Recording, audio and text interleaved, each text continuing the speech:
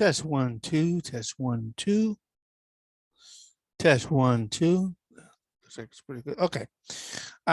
Today, guys, I just did a little video on Star Trek Fleet Command, and I will return to that Friday evening, most likely.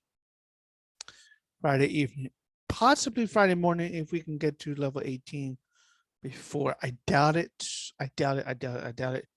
Unless I use some speed ups, which I probably could use. But today, I'm going to do several readings today.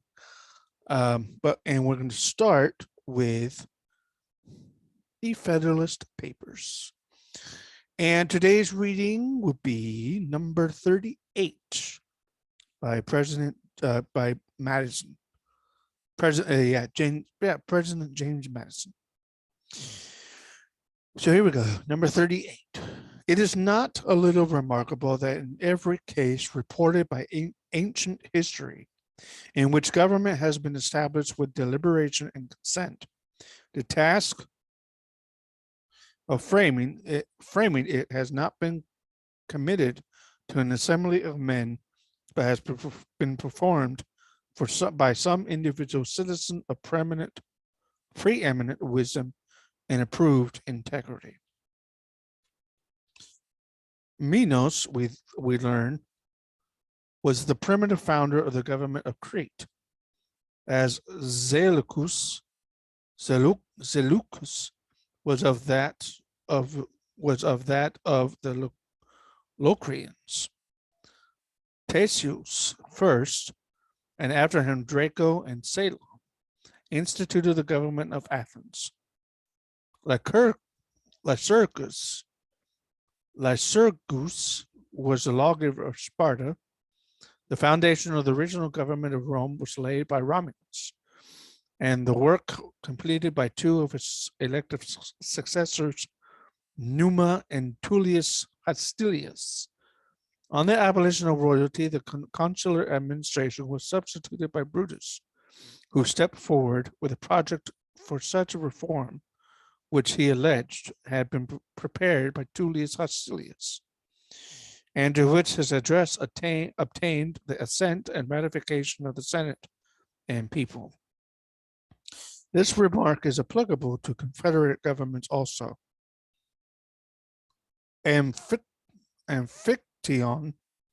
we are told, was the author of that which bore his name. The Achaean League received its first birth from Achaeus and the second from Aratus. A lot of Greek names here. Greek or Roman names, okay.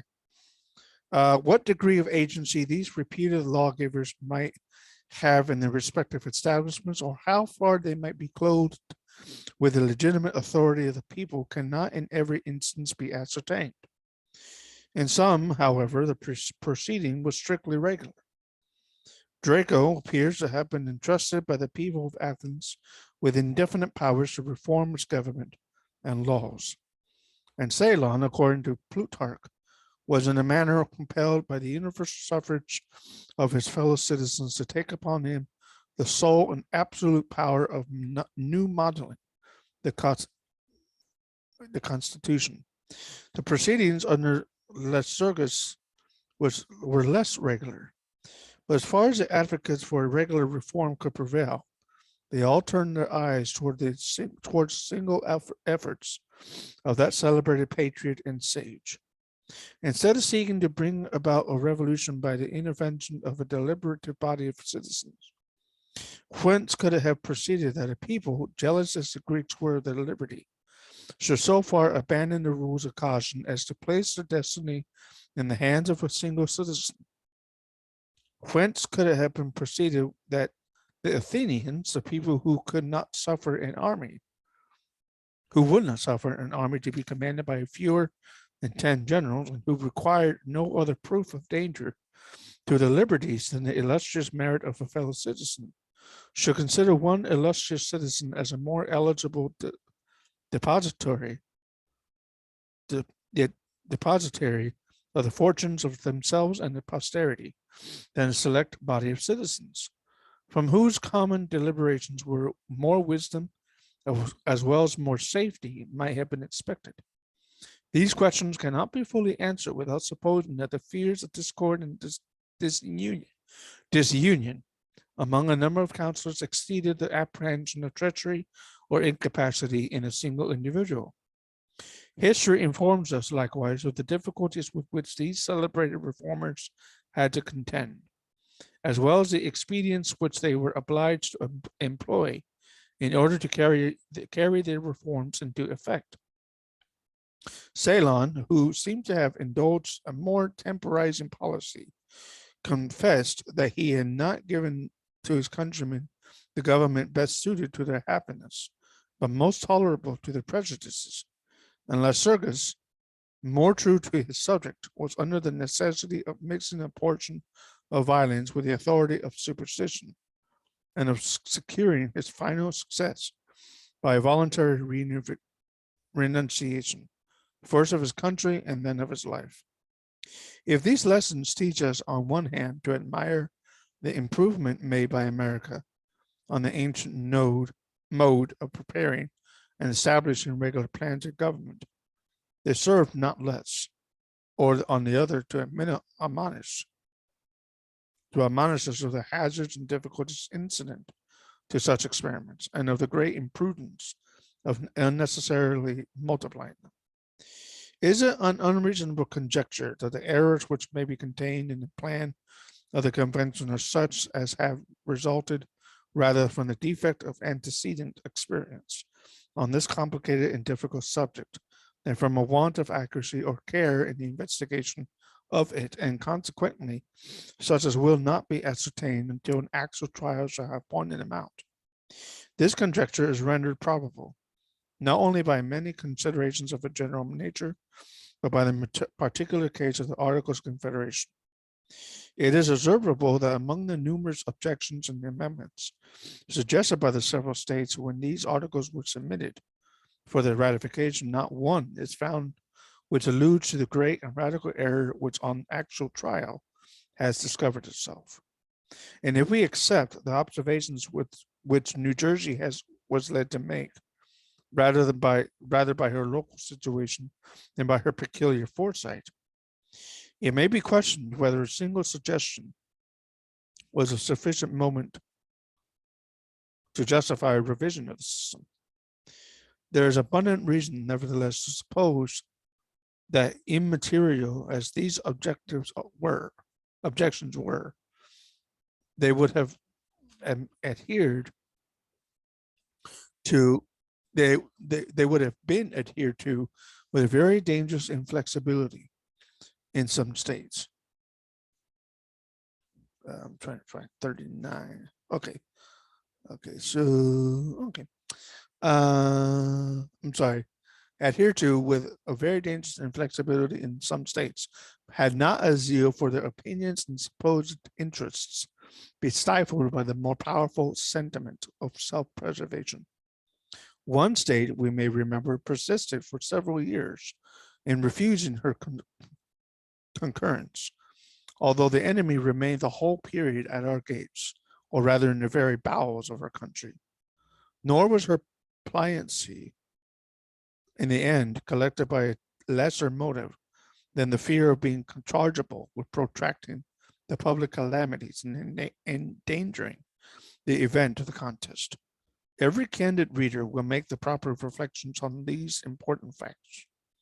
A patient who finds his disorder daily growing worse, and that an efficacious remedy can no longer be delayed without extreme danger, after coolly revolving his situation and the characters of different physicians, selects and calls in such of them as he judges most capable of administering relief and best entitled to his confidence. The physicians attend. The case of the patient is carefully examined, a consultation is held.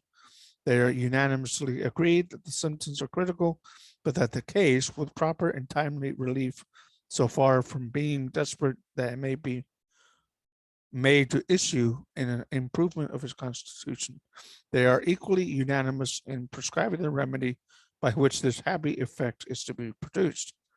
The prescription is no sooner made known, however, than the number of persons interpose and, without denying the reality or danger of the disorder, assure the patient that the prescription will be poison to his constitution, and forbid him, under pain of certain death, to make use of it. Might not the patient reasonably demand, before he ventured to follow this advice, that the authors of it should at least agree among themselves on some other remedy to be substituted? And if he found them differing as much from one another as from his first counselors, would he not act prudently in trying to experiment unanimously recommended by the latter, rather than by hearkening to those who could neither deny the necessity of a speedy remedy nor agree in proposing one? Such a patient and in such a situation is America at this moment. She has been sensible of her malady. She has obtained a regular and unanimous advice from men of her own deliberate choice, and she is warned by others against following this advice under pain of the most fatal consequences. Do the monitors deny the reality of her danger? No. Do they deny the necessity of speedy and powerful remedy? No. Are they agreed? Are any two of them agreed in their objections to the remedy proposed, or in the proper one to be substituted? Let them speak for themselves. This one tells us that the proposed constitution ought to be rejected because it is not a confederation of the states, but a government over individuals. Another admits that it ought to be a government over individuals to a certain extent, but by no means to the extent proposed. A third does not object to the government over individuals or to the extent proposed, but to the want of a Bill of Rights. A fourth concurs in the absolute necessity of a Bill of Rights, but contends that it ought to be declaratory, not of the personal rights of the individuals, but of the rights reserved to the states in their political capacity. A fifth is of opinion that a Bill of Rights of any sort would be superfluous and misplaced, and that the plan would be unexceptionable before the fatal power of regulating the times and places of election. An objector in a large state exclaims loudly against the unreasonable equality of representation in the Senate. An objector in a small state is equally loud against the dangerous inequality in the House of Representatives.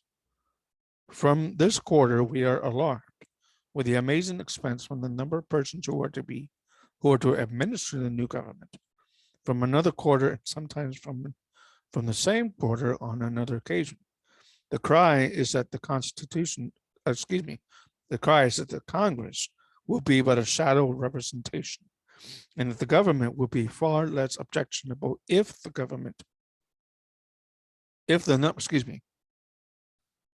Congress will be but a shadow of a representation, and that the government would be far less objectionable if the number and the expense were doubled. A patriot in a state that does not import or export discerns insuperable objections against the power of direct taxation. The patriotic adversary in the state of great exports and imports is not less dissatisfied that the whole burden of taxes may be thrown on consumption. This politician discovers in the Constitution a direct and irresistible tendency to monarchy that is equally sure it will end in aristocracy. Another is puzzled to say which of these shapes it will ultimately assume, but sees clearly it must be one or other of them.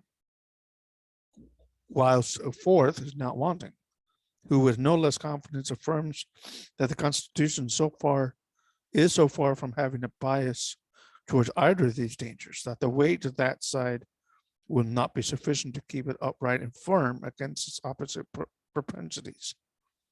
With another class of adversaries to the Constitution,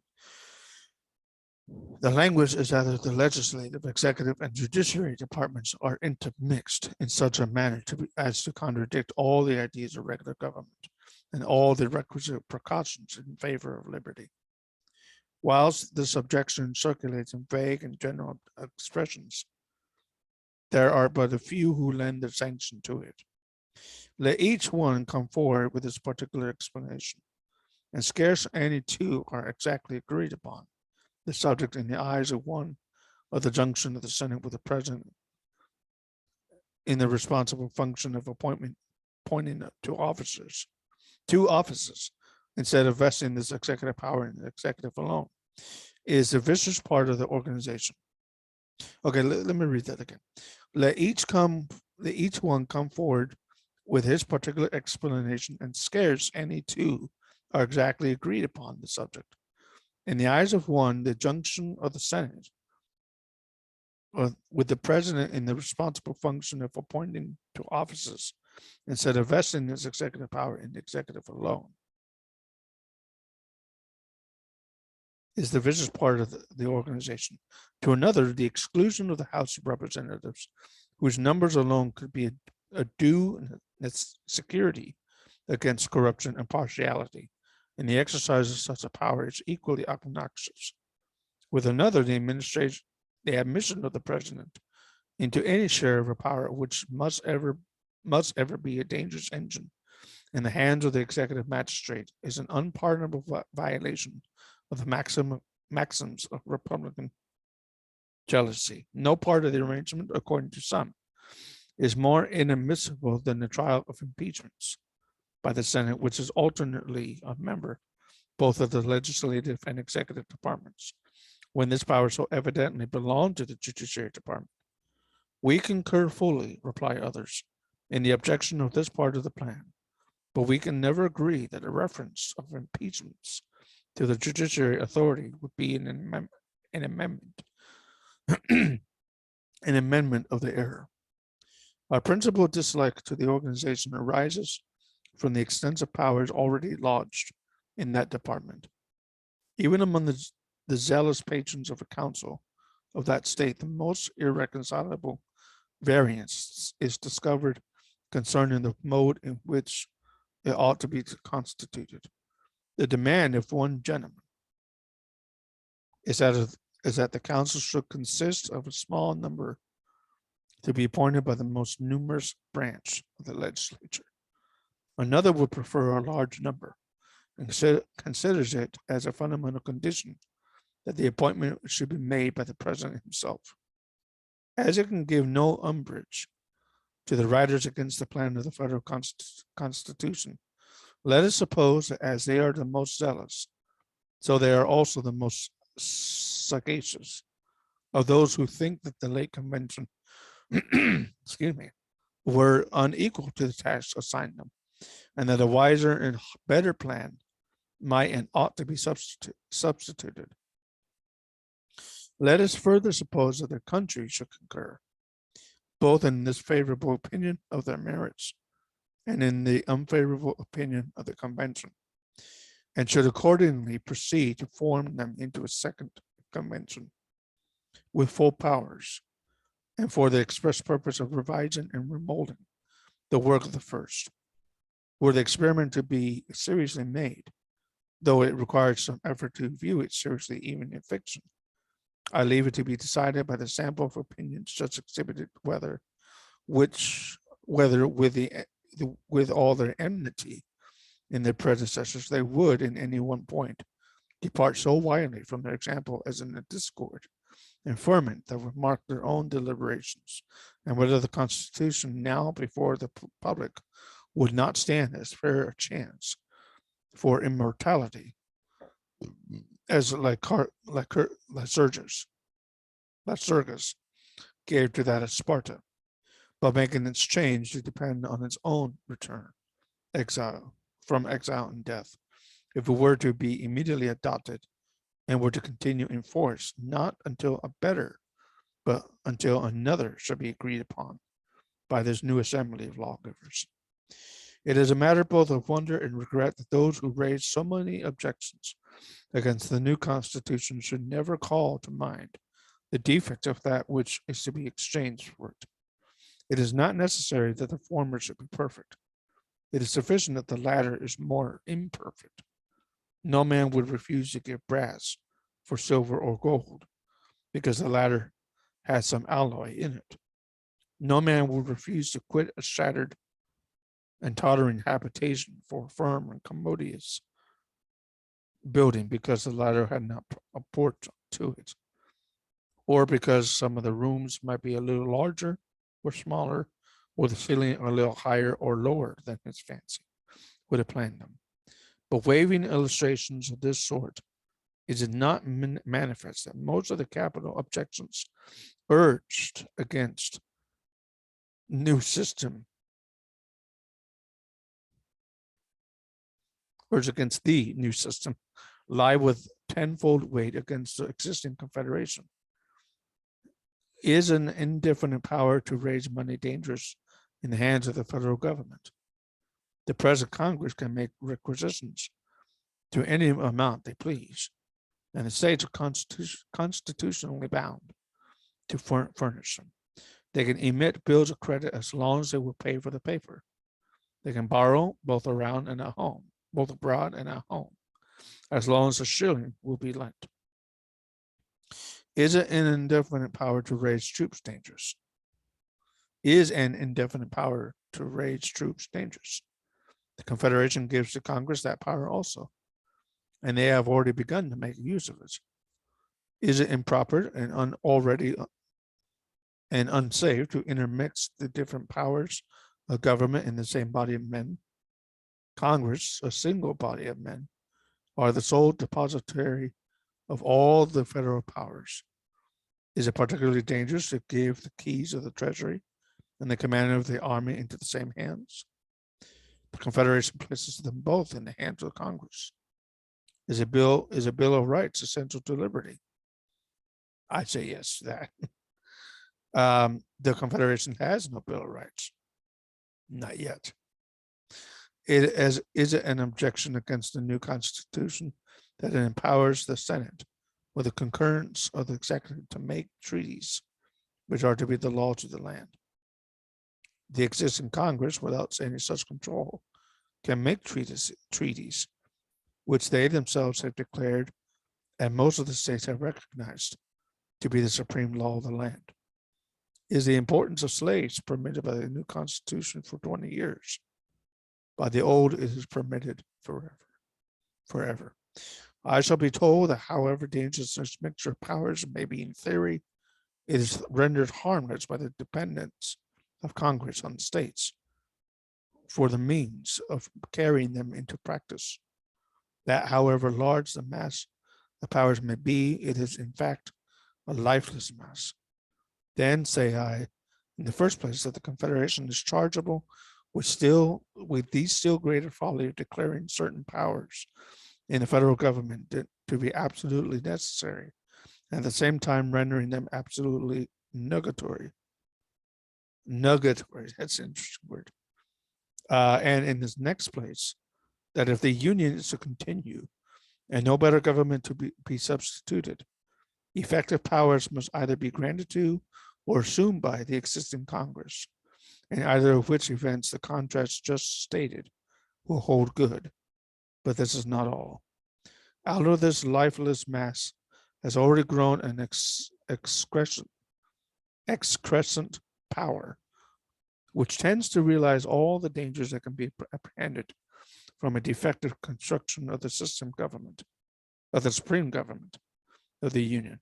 It is now no longer a point of speculation and hope that the Western Territory is a mine of vast wealth to the United States, and although it is not of such a nature as to extricate them from their present distresses, or for some time to come to yield any regular supplies for the public expenses, yet must it hereafter be able, under proper management, both to effect a gradual discharge of the domestic debt and to furnish from a certain period liberal tributes to the federal treasury. A very large proportion of this fund has already surrendered by the individual states. And it may with reason be expected that the remaining states will not persist in withholding similar proofs of their equity and generosity. We may calculate, therefore, that a rich and fertile country of an area equal to the inhabited extent of the United States will soon become a national stock. Congress have assumed the administration of this stock. They have begun to render it productive. Congress have undertook to do more. They have proceeded to form new states, to erect temporary governments, to appoint officers for them, and to prescribe the conditions on which such states shall be admitted into the Confederacy. All this has been done, and done without the least color of constitutional authority. Yet no blame has been whispered, no alarm has been sounded. A great and independent fund of revenue is passing into the hands of a single body of men who can raise troops to an indefinite number and appropriate money to their support for the indefinite period of time. And yet there are men who have not only been silent spectators of this prospect, but who are advocates for the system which exhibits it, and at the same time urge against the new system the objections which we have heard. Would they not act with more consistency in urging the establishment of the latter, as no less necessary to guard the Union against the future powers and resources of a body constructed like the existing Congress, than to save it from the dangers threatened by the present impotency of that assembly? I mean not by anything here said to throw censure on the measures which have been pursued by Congress. I am sensible that they could not have done otherwise. The public interest, the necessity of the case, impose upon them the task of overleaping the constitutional limits. But is not the fact an alarming proof of the danger resulting from a government which does not possess regular powers commensurate to its objects? A disillusion or usurpation is the dreadful dilemma to which it is continually exposed. Okay, so that was number 38 by James Madison. Number 39 will also be by James Madison, and I will read that tomorrow. Thank you for viewing this video. Hope you enjoyed the reading.